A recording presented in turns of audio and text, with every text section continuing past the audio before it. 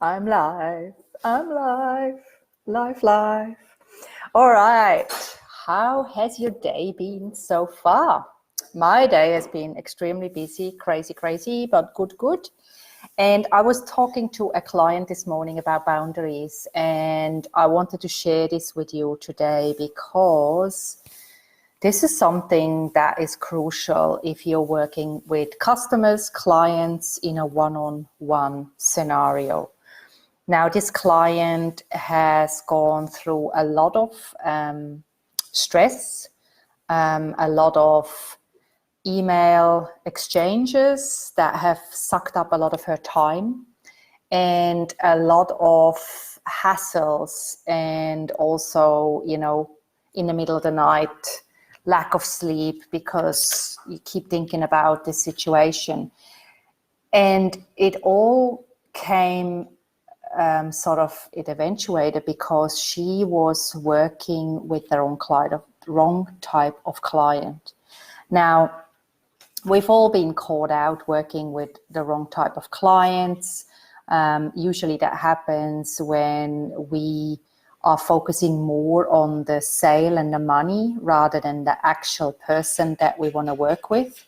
And it is really hard to say no to somebody who wants to work with us, even if we know they're not the right kind of person, when we are desperate for the money, when we need the money because we want to pay the bills.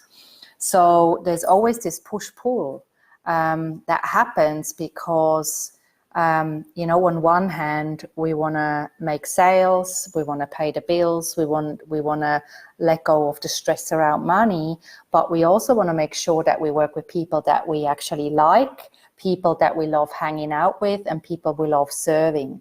So this client has a number of clients that she's onboarded before we started working together.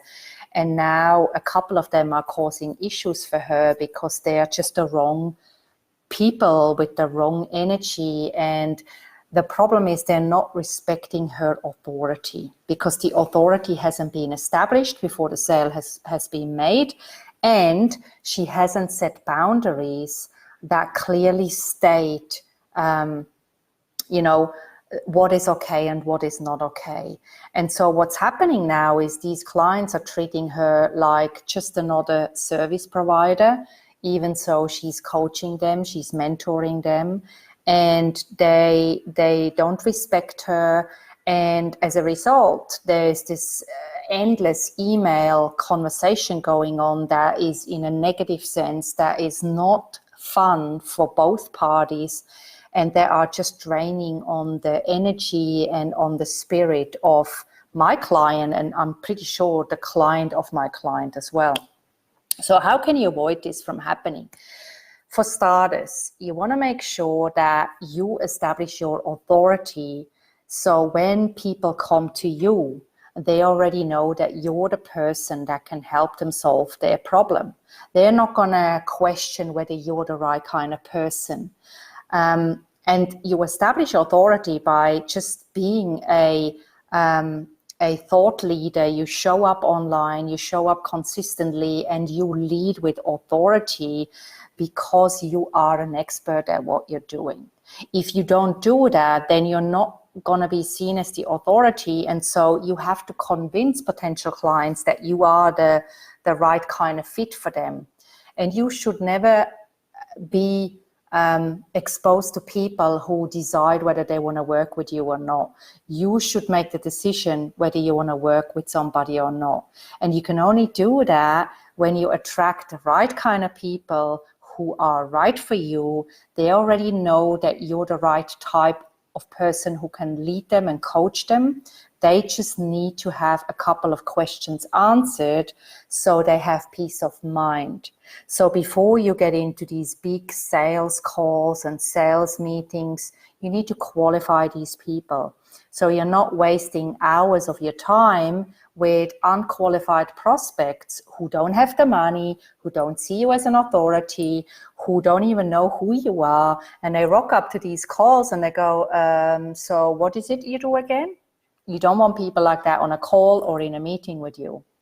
And if you don't establish these boundaries and set that up as part of your sales process, then you're going to have to deal with people who don't respect you, people who don't see the value in investing in you, and people who are going to make life super hard for you when things don't go to plan. Okay? So please do yourself a favor, create the boundaries, make sure that you deal with people who are ready to buy, and it's literally just a matter of whether they have the money to invest and whether they're ready to get started now. If that's the case, get on the phone, answer their questions, and then decide whether you want to work with them, because they should be ready to hit the ground running. That's basically who you want on the phone. That's who you want to have meetings with. And if you do that, you're going to have a lot better quality clients, and selling is super easy when you do it from that position. So I hope this was helpful. Let me know, drop a GIF below if you like this, and I will catch you in tomorrow's live again. Maybe, if I don't forget. All right, have a good one. Bye.